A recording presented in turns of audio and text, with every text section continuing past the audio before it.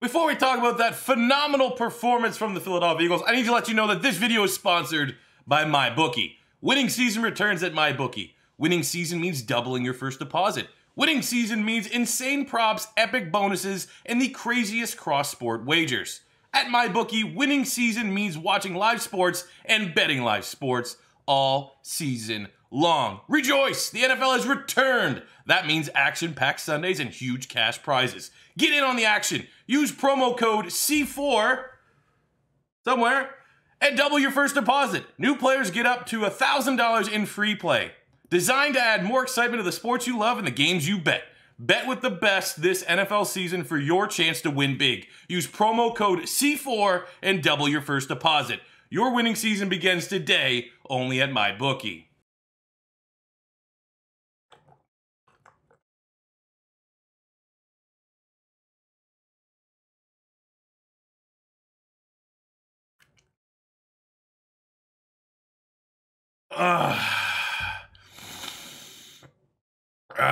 Post-game grades are back, baby.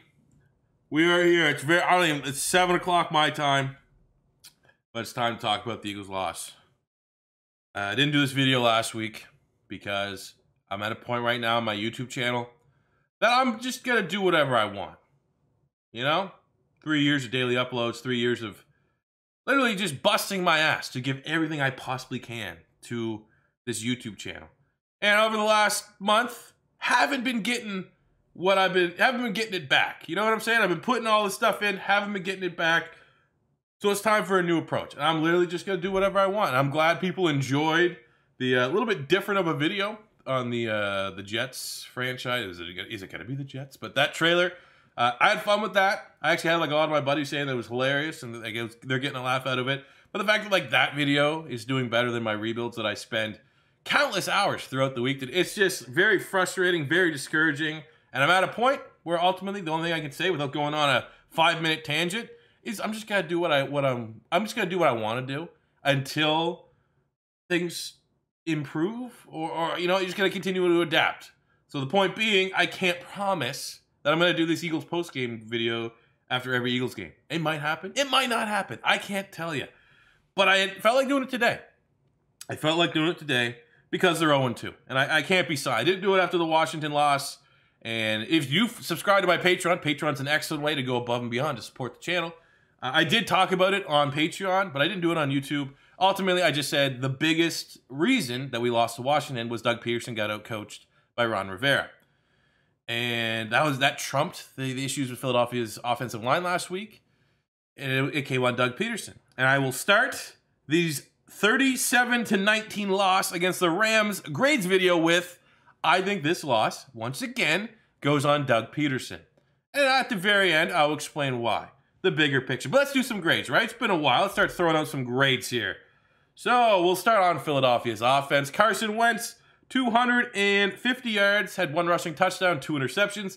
I think the second interception was not complete. They gave it to him anyway. I'm not worried about that pick. Shouldn't have been a pick. The first pick, double coverage to Arcega-Whiteside. Had all momentum, an opportunity to take the lead, threw it at double coverage. You know, I think it wasn't a bad throw. Decision was, you know, 50-50. I think it was a great play by the Rams defender. But I will say right now, as someone that has at least a decent following and understanding that, like, you know, when you're thinking about Eagle fans on YouTube, I'm up there, all right? I'd like to not pat myself on the back, but I'm probably up there a little bit. I will now make this from here on out. Anyone that's a supporter of the Eagles fans can refer to J.J. Arcega-Whiteside as an absolute bust, okay? There's always been that little bit of hope. There's some reports at a camp that he's looking good this year, but we should have known last year during the wide receiver crisis that our second-round pick could not find a way to get on the field, and he's done nothing through 2 weeks. He's a bust until proven otherwise. I don't want to just be like, oh, yeah, he's a bust, and I'm glad he's a bust. I want J.J. Arcega-Whiteside to go off for 200 fucking yards next week. It's not going to happen. He's not good. It's a bust. This team has so many issues that are deep-rooted. It starts with scouting. The drafts are terrible. Jalen Hurts in the second round. Are you fucking kidding me? But I can now confirm. It's now okay for everyone now to refer to Arcega-Whiteside as a bust. So going to him. Anyways, point B, bigger picture. Going to him as your guy when you needed that play in the red zone, That falls a little bit on Doug Peterson. Get him out there. Put Jalen Reagor out there. Throw to one of the tight ends. Do not be targeting or giving an option to throw to a guy who's done nothing to justify any meaningful snaps for this team. So that kind of stuff. Generally, though, Carson Wentz did not have a bad game. He didn't have a good game, but he didn't have a bad game. I know there's a lot of people that are, oh, Carson Wentz this, Carson Wentz that, needs a new quarterback, put in hurt. Oh, obviously that's super reactionary. Carson Wentz generally had a solid game, had a couple mistakes, but it wasn't a bad game. I think if you're looking at the whole of the Washington game and the whole of this game, he played better this week than he did last week. So I'm going to give Carson Wentz a C, but he needs to be better. He needs to be better. Miles Sanders, 95 yards and a touchdown, had 30 yards receiving. Obviously, starting the game off with a fumble really killed a lot of the juice, took a lot of the wind out of the sails of this Eagles team. And this is a team that's incredibly flat anyways. Through 2 weeks, I've watched probably at this point, because like even just during the day, I'll put on the games I haven't had a chance to watch. I have not seen a team that is less excited, has less juice, less desire to win than Philadelphia. Philadelphia is easily the most flat team. I have not seen anything on the sidelines, through the way that they're playing, that shows that Philly, like, they're just going through the motions. Literally looks like a scrimmage out there for the Philadelphia Eagles. But it does not help having a fumble on the first drive that you actually were moving the ball well. I think we turned over almost midfield. But from that, Miles Sanders bounced back. And I'm seeing, especially when the Rams would send out a blitz and Carson Wentz having that safety valve just to dump it out to Miles Sanders and him being able to get 5, 8, 12 yards. If we had Miles Sanders against Washington, I think a lot of the issues that we had against Washington, even with the offensive line, would have been mitigated. So I'm very glad that Miles Sanders is back. For this game, I'm going to give him a strong B. Cannot have that fumble, man. That was... I don't know what was worse. I definitely want to hear your guys' what was worse? What was more of just, that is fucking brutal for the Eagles? The Miles Sanders fumble in the opening drive or the Carson Wentz pick in the end zone? I think it might be the Wentz one just because we had a little bit more momentum, but they're both terrible and both things that cannot happen to a team that has any expectations of doing something in the postseason this year. Receivers. Here's an issue. 6 for 64 for one of the greatest deep threats that's ever lived in Deshaun Jackson. That's about 10 yards a catch. 4 for 40 for Jalen Reagor, the deep threat that we drafted because he's a deep threat. 10 yards a catch. This offense does not look any way, shape, or form different than the offense we had last year during the wide receiver crisis. It's still a boring offense. It's still an offense that is against taking risks. We took more risk last week against Washington, some deep balls that didn't quite hit, but it's an offense that is still playing scared football. It's playing protective football. It's not taking any risks. It's like when Frank Reich left the building to go to the Colts, he kind of took something from Space Jam where his playbook, and everyone on the Eagles organization, especially on the offensive side of the ball, touched that playbook, and that was the juice. The juice is gone. You need to get that water bottle, Michael Jordan's secret stuff. They need to put that into the Philadelphia Eagles Gatorade so they get it back. This is a team that just has no desire to play attractive football, and it's showing, man. These games are boring.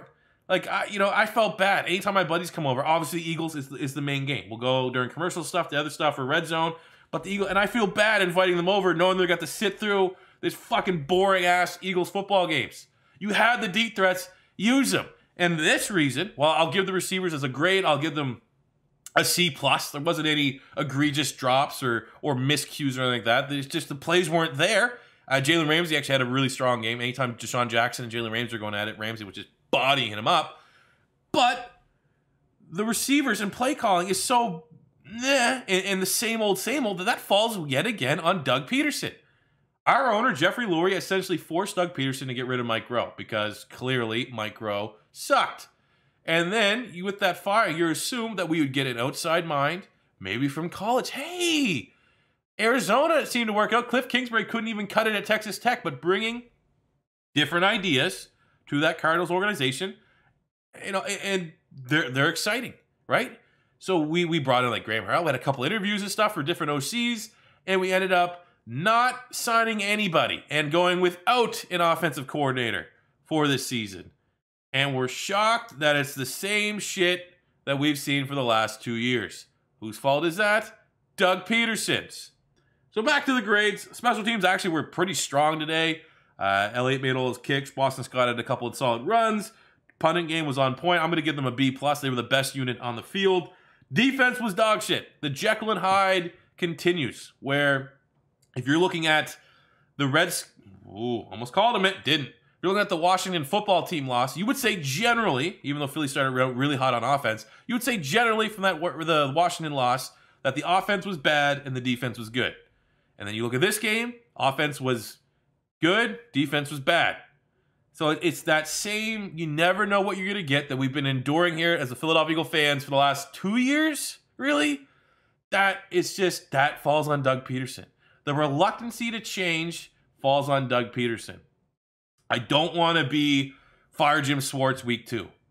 I've always kind of understood that if I'm going to make something like that, I'm just a guy. I'm just a guy on YouTube that talks about it. If I want to make a claim, fire this guy, I don't want to make those claims without having someone that I think should take their job. And while I would love, say, someone like Brent Venables, who's Clemson's DC, to make the jump to the NFL, I still don't know who I'd rather have over Jim Schwartz. But as long as Jim Schwartz continues to have these ride or dies, Nate Gary, Jalen Mills, Nigel Bradham, Derek Barnett, guys that just aren't good enough. Just simply are not good enough. But because Jim Schwartz, for whatever reason, thinks they're good enough, they're going to be out there and they're going to continue to be liabilities. Nate Gary is the worst starting linebacker in the NFL. Nate Gary got absolutely abused today, and if Nate Gary was on any other competent football team, he would have been benched, and he's going to be a depth guy. Nate Gary is a depth guy, okay? If he was a depth linebacker, I wouldn't be attacking him. I wouldn't be coming at him like this, because if Nate Gary had the game that he had today,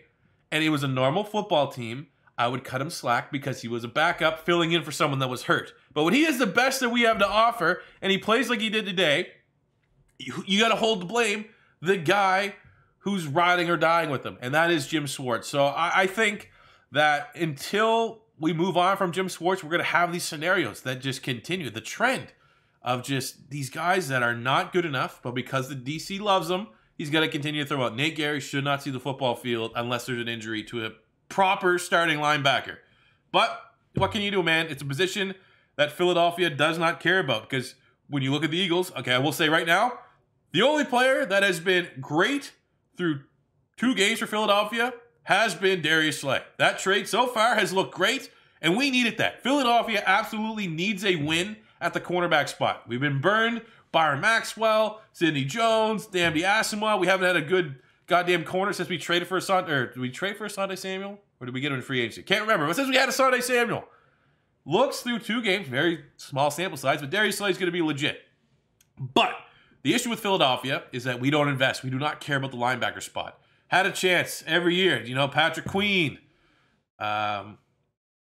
Really, linebackers in the 2nd, 3rd round. Logan Wilson. I mean, he actually didn't have a great game. But Patrick Queen, we'll just say first rounders. So there's always these linebackers that people are like, Kenneth Murray, all these guys. Man, they'd be great on Philadelphia. But they don't invest in linebackers because they invest on the defensive line. Let's talk about that defensive line. Fletcher Cox has done shit all in the last 8 games. Getting back to last year, I can't tell you one big thing. I can't tell you a game Fletcher Cox has really taken over. Brandon Graham, inconsistent. A guy that you can never really count on for sacks anyway. The best guy that's just like your Pro Football Focus darling. I want a guy that can get sacks, that can force turnovers and stuff like that. BG, I don't want to throw him in the bus because he did have a sack today, and generally he's not bad, but he gets paid like a guy that gets double-digit sacks. He doesn't do it. Brandon Graham. So then you got, on the other side, Derek Barnett, 1st-round pick, has not lived up to the billing. You have Malik Jackson, who 2 years ago was our big money free agency signing. He's done nothing. Javon Hargrave. People were surprised when we got Javon Hargrave from the Pittsburgh Steelers. Going from that 3-4 to a 4-3, he's going to feast now, even though probably for a team that doesn't have great salary cap, we shouldn't be investing all these resources on the defensive line. We should be spreading it out a little bit so we have more of a complete team. But no, we're going to keep gambling and paying that we're going to build it up front. And we're not seeing any return on investment on this defensive line. We're not causing pressures. We're not collapsing the pocket. Our run defense was exposed today. This gamble of going all in on the defensive line is absolutely blowing in the face of the Philadelphia Eagles. It's blowing right in the face. This shit and puke and everything that's just blowing right in the face for spending all the money on the defensive line that's not doing their job. So what do you do? How can Philadelphia As 0-2, I'm giving the defense today for those an F. They were terrible. Not outside of Darius Slay. No one had a good game on the defensive side of the ball. What does Philadelphia do at 0-2? And I feel like it's too late. This year's weird, but everyone didn't have a preseason. But Philadelphia, I would say, out of all the big name teams, looks the least prepared, which falls on Doug Peterson. They're the same issues that were there last year and 2 years ago are still there, which I blame on Doug Peterson. And I don't know, man, Doug needs to change it up. That's the only thing I think. Doug Peterson has to have a completely different approach from here on out because it all falls on him. Because all the negatives right now are falling on Doug Peterson. So what do you guys think, man? Any Eagle fans out there? I'm sure you guys want to let me know how you feel about the game, how you feel about the state of the team. Let me know in the comment section below. But those are my Eagle grades. If I had to give a game ball, I'm not giving. Maybe Miles Sanders being Lane Johnson. The offensive line gets the game ball because Aaron Donald did not take over this game. I don't think Carson Wentz was even sacked once. So that's the only positive from this game is Lane Johnson being back. That is from here today, guys. Thank you for watching. And until next time, it's C4 saying peace out.